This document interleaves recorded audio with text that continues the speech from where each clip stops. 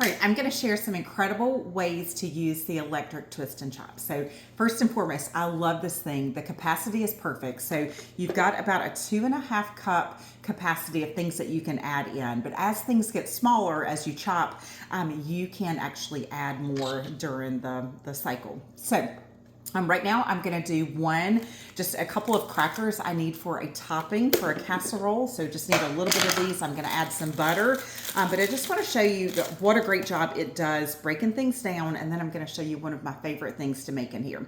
So this blade has two blades, it's removable, and they're offset. So not only does it chop, but it mixes as well. And what makes this twist and chop super unique is it is gonna go around, but it goes up and down at the same time. So I'm just gonna put about 5 crackers in there, just a small little topping that I need. I'm gonna close that. Now I can do the on button, which I'm gonna do for the next thing that we do, or I can do the pulse. So when you pulse, you just control how coarse or fine something is. So if I'm doing like onions and peppers, typically that's what I'm gonna wanna do. I'm just gonna wanna pulse. So I'm gonna turn it sideways so you can see it go around and up and down. So by pulsing, I have a little more control, whereas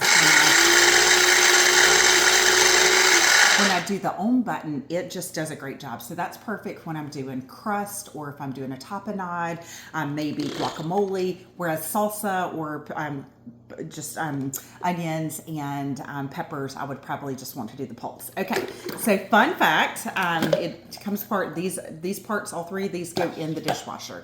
Now, if you're adding a little bit of oil or a juice of some sort while you're blending, you can actually add it right there. Now, fun fact, you guys, you can get replacement parts, and so I've got a couple of these different canisters here, so if I want to do multiple things at the same time. The reason I did that was because one was always in the dishwasher when I needed it, so I have added to my collection then. Now, one of my favorite things to make has been homemade whipped cream. So we've got the awesome whipped cream maker, but this makes even more, and it's pretty fast too. So I'm gonna do about a cup of heavy whipping cream. Now, of course, just like when you're making whipped cream in any other way, you want to keep that nice and cold until you're ready to use it.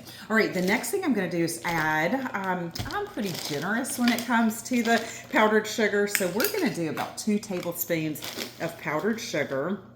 And you saw that was a heaping tablespoon. Whoop, whoop, yes.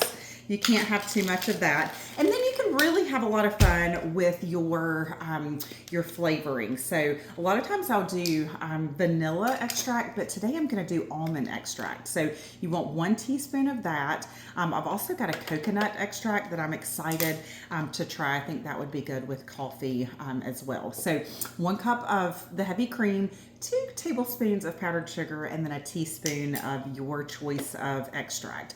All right, so here is the really fun part. I'm gonna close that down, and then I'm just gonna turn it on for it to go. So you guys are gonna love how quick that comes out.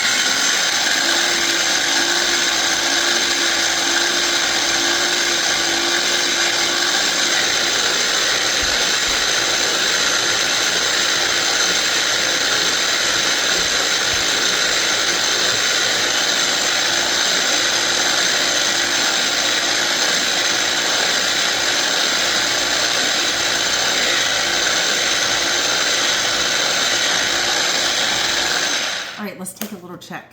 All right, so it is nice and whipped. I'm probably gonna do it for another couple of seconds just to get it even more. Great thing to add in the fall is a little bit of pumpkin pie spice. Now, I'm not gonna add that because I love the taste of the almond extract, but that would be a great addition to this. So, bon appetit.